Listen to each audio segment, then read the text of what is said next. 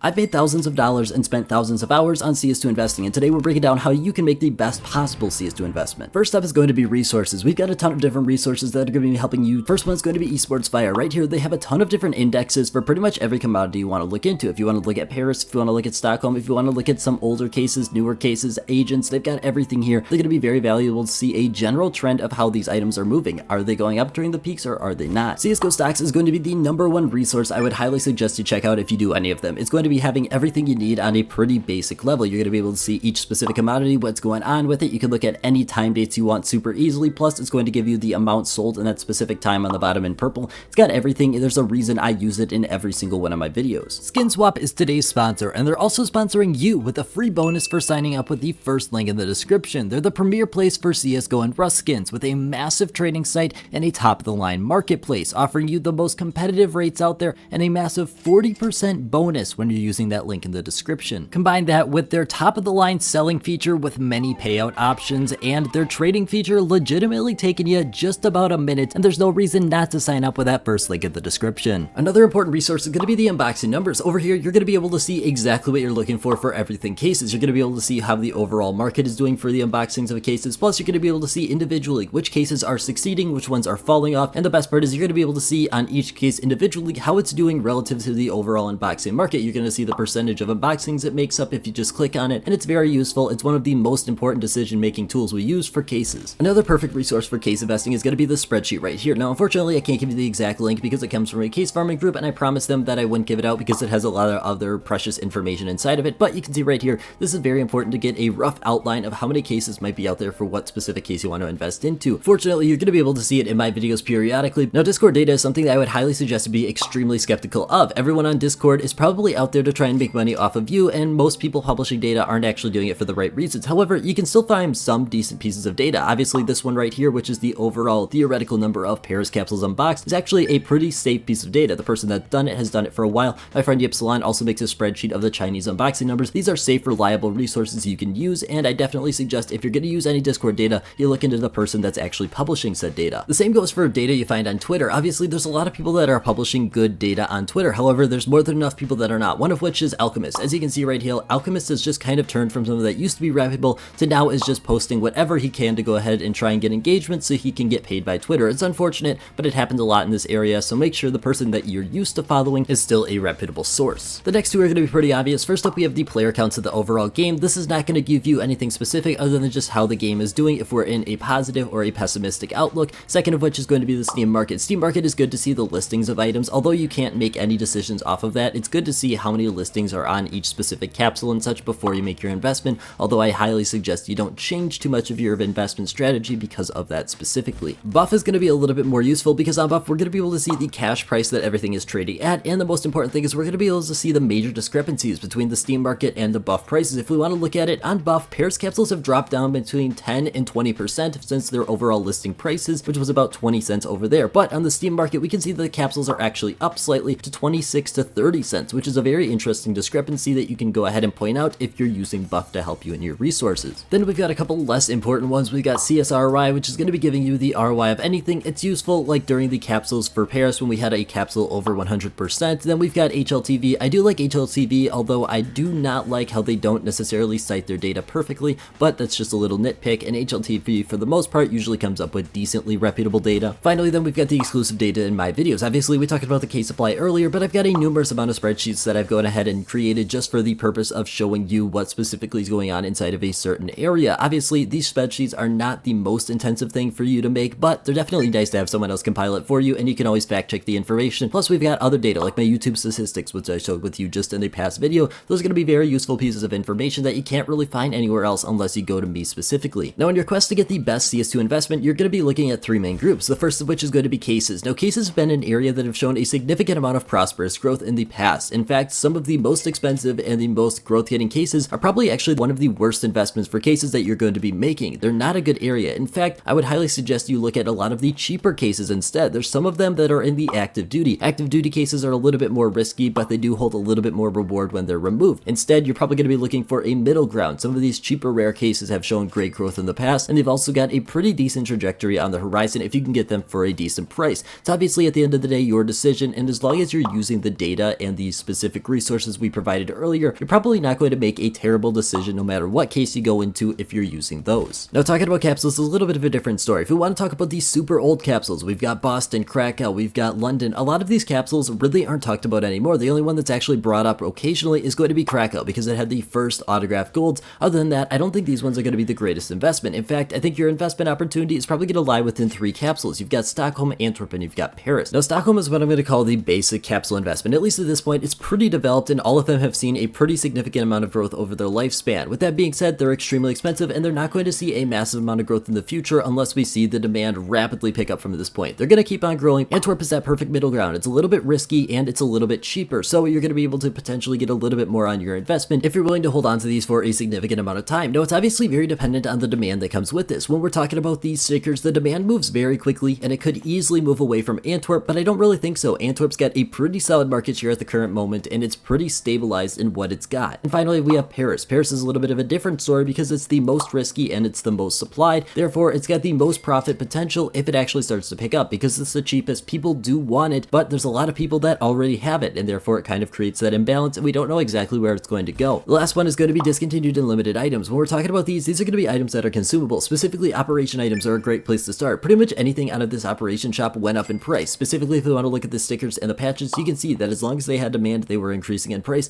Even the agents went up in price just because the demand was there and the supply is completely cut off for all of these items on the screen. And discontinued collections are one I want to focus in a little bit more on because these are something that are extremely overlooked later down the line. If you're looking for something that's a little bit of a hidden investment that definitely has the potential to pick up down the line, you're probably going to want to look at discontinued collections just because they're so overlooked during all of the operations. Then we have something like our major items. Major items are a great area to start looking into if you don't know exactly what you want to pick out. The biggest thing is you need to be very careful because there's some hidden gems in this like the patch pack, but there's also a lot of areas that end up going into an over investment opportunity because so many people think they're going to be great and the demand afterwards is just absolutely terrible. Finally, we also have our stickers or any other decent item that seems like it's probably a good investment. It's not a bad idea to just throw a little bit of your money into it. It's how I have ended up with some of my best investments just because I saw some stickers, I thought they looked cool and they ended up doing very well. This is very possible to happen to you as long as you're investing into items that are relatively speaking cheap for what they are. Now, what is the best CS2 investment you can make? In my personal opinion, I really like cases, so I would probably use all of the resources we mentioned earlier to come up with a case reasoning as to why I would be investing into something else. But capsules and discontinued limited items are going to be good options, if not better options, depending on what specifically you go into. With that being said, you should definitely be coming up with the evidence yourself, or at least the reasoning at the bare minimum. You're going to be investing into something because you want to invest into it and not because someone else told you. Because if you want to look on YouTube, when I started YouTube, there was a ton of people doing CS2 investing or CSGO investing at that point, and none of them are still around today for a very strong reason. That's because people exit scam, they like to sell out, and they like to take your money at the end of the day. Don't let that happen. Thank you guys so much for watching. Have a great rest of your day.